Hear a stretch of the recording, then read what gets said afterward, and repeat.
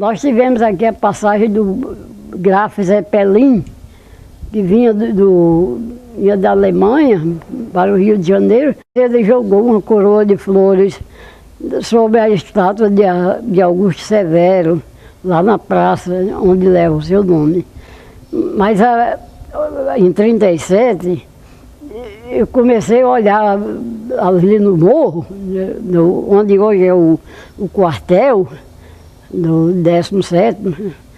Aí o pessoal já colocando umas tábuas em formato de um alvo, as tábuas brancas. E eu fui com a minha mãe.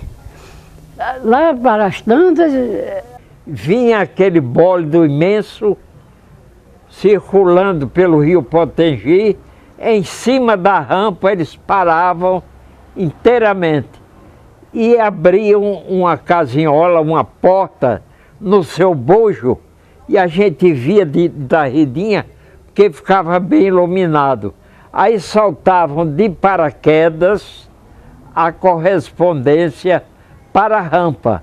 Então, eu ainda fiquei meio assombrado, viu? Porque depois de uns minutos, fechavam aquela tampa, davam uma volta muito bonita e seguiam no rumo do Recife, onde havia posta de atracação para eles. Nós não tínhamos. O Hindenburgo passou aqui também. Mas a gente via perfeitamente escrito o nome Hindenburgo em letras alemães, assim, aquela grafia que eles usavam. Era a impressão que nós tínhamos dos dirigíveis Hindenburgo. Lembro-me também, um pouco antes dessa época, do outro lado do rio, bem de frente à rampa, havia 3 dragas velhas, já deterioradas pelo tempo, todas como se destruindo na maresia, ancoradas na margem do outro lado do rio. Pois bem, numa noite, um dos aviões anfíbios da Condor, ao levantar voo para a sua função, foi feliz na elevação e tocou nas dragas velhas e se espatifou, matando os 3 que depois nós presenciamos pela Rio Branco o cortejo dos 3 corpos no rumo do cemitério do Alecrim, que era então o único cemitério em Natal.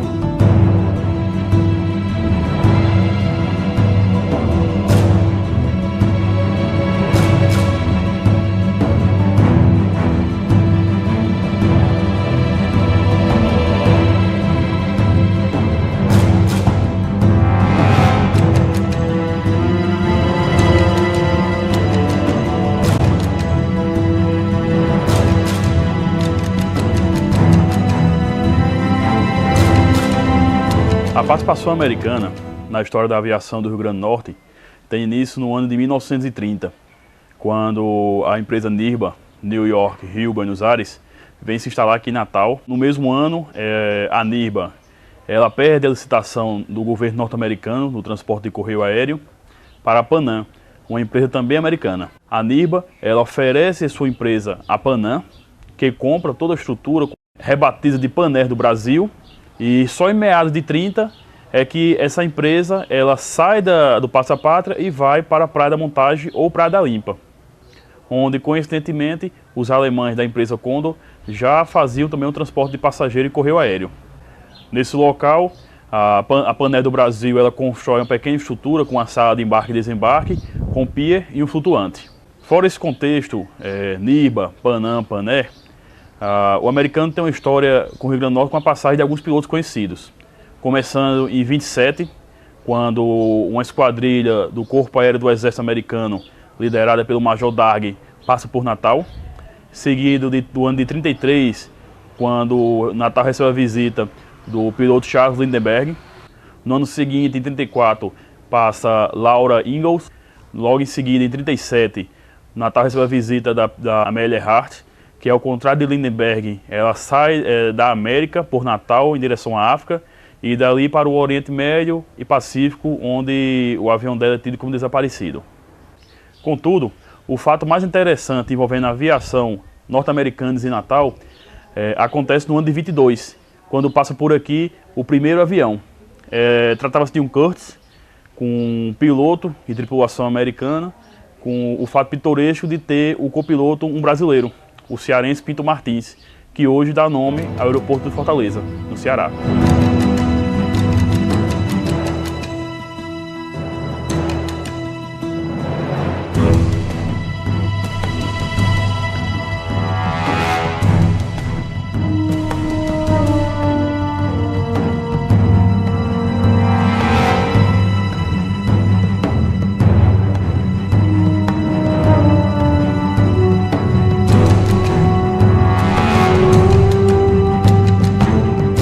A vida aeronáutica, né, de Natal, então, era uma vida aeronáutica internacional, de fato, internacional.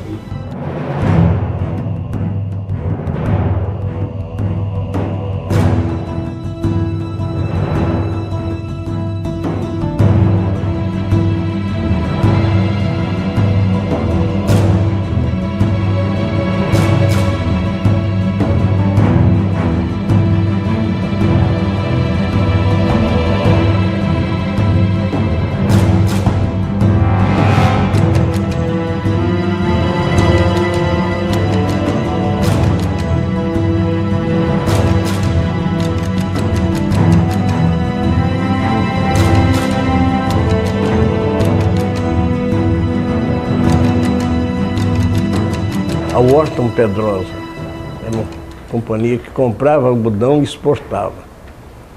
E, indo ao Rio, ele voou com o Fernando, com o Manuel Vasconcelos. Foi num Curtiss, aquele avião, hidroavião. E ficou apaixonado. E acabou comprando um Curtiss da Marinha. Como ele não era piloto, e aconteceu que houve uma sublevação na Marinha,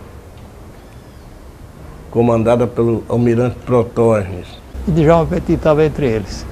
Aí Manuel Vasconcelos pegou o Petit e botou à disposição do governo do estado aqui em Natal. Então Djalma Petit no começo chegou aqui primeiro para localizar alguns campos que o Lamartine queria no interior do estado. Lamartine queria que localizasse alguns campos de aviação no interior das principais municípios, Caicó, Mossoró e alguns municípios que precisava que o governo precisava ter comunicação rápida. Dois primeiros campos que ele inaugurou foram os de Acari e Caicó. Primeiramente, ele foi para Acari, 16 de agosto de 1928. Inaugurou, em seguida, foi inaugurar o de Caicó. Foi festão em Acari. O pessoal aqui de Santo Antônio, as pessoas mais gradas, quase todos foram homenagear o governador, né? E eu era criança, com 9 anos de idade, e papai foi com mamãe, eu acompanhei, e me levaram, né? E lá eu assisti a chegada do avião. Vieram os dois para cá, para Natal, Manuel Vasconcelos e Fernando Pedrosa, para convencer o governador a participar também desse movimento da fundação do Aeroclube. Ora, o governador era o mais aéreo que havia no mundo, porque durante o tempo que ele era governador do estado, ele vivia viajando no avião da Latecoère aqui dentro do estado e mesmo para o Rio de Janeiro. Ele vivia voando com o pessoal.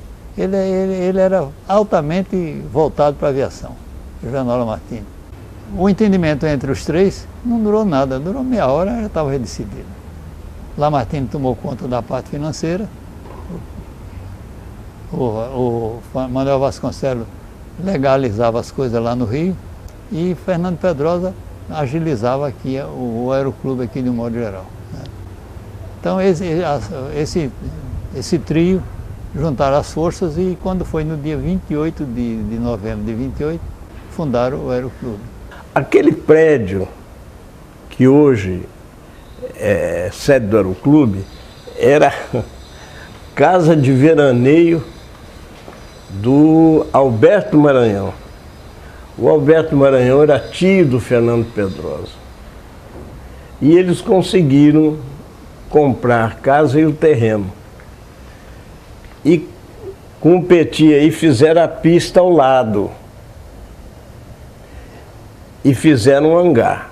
O Manuel Vasconcelos esteve na fábrica Blackburn e viu lá um avião chamado Blackburn Bluebird. E ele indicou para o Fernando, compra esse avião porque...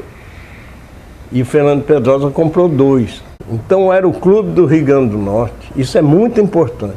Foi o primeiro aeroclube do Brasil a ter instrutor, avião, campo de pouso e hangar próprios. Porque o Aeroclube de São Paulo e o Aeroclube do Rio eram mais antigos, mas funcionavam com escolas contratadas na Itália e na Inglaterra. Os aviões não eram deles e os instrutores não eram brasileiros. O Aeroclube do Rio Grande do Norte foi o primeiro a ter tudo nacional. No dia da inauguração, os aviões chegaram aqui, foi uma festa aqui nesse Aeroclube maior do mundo e nós temos fotografia desse evento. Djalma Petit organizou as turmas. Ele era um tipo baixo, magro, né, magrinho, é assim, uma cara de sofrimento, tinha uma cara de sofrimento. Agora era um ás, era um homem que voava de todo jeito. Né. O Petit, viu? O Petit era meio errado, fazia as cobracias meio erradas.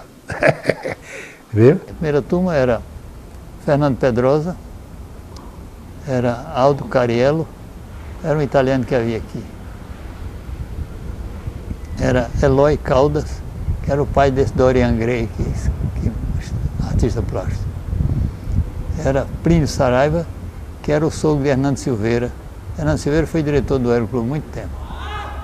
Era Otávio Lamartine, que era meu tio, irmão do meu pai, filho do governador. E Edgar Dantas, que era sobrinho da mulher do governador. Edgar, ele era louco por aviação. A prefeitura de Natal tinha direito de indicar um candidato e de pagar. Né? E Omar perguntou aos 2 cunhados, né? O Malgrede era cunhado de papai, qual seria o candidato dele, se seria Osório ou se seria Edgar. E eles tiraram na sorte, no Bozó. Caiu a sorte de ser Edgar. Quando Edgar Dantas decolou, ele já foi logo fazendo uma subida em Americana, como a gente dizia. Então ele faz uma curva perigosa e cai. E cai em cima de um curral e falece imediatamente com o corpo traspassado por uma estaca. Foi desse jeito.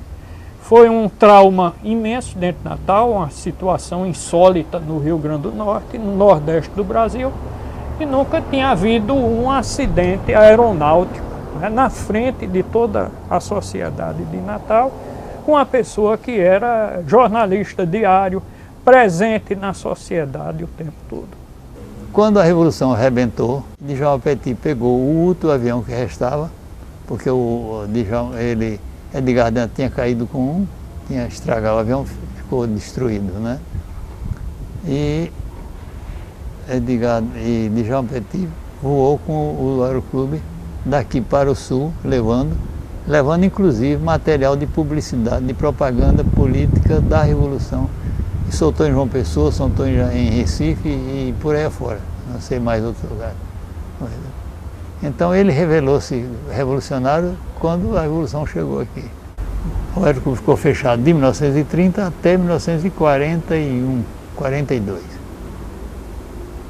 Aí aqui só se cuidava de tênis,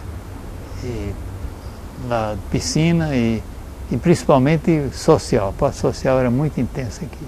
Havia festas imensas aí nesse Aeroclube.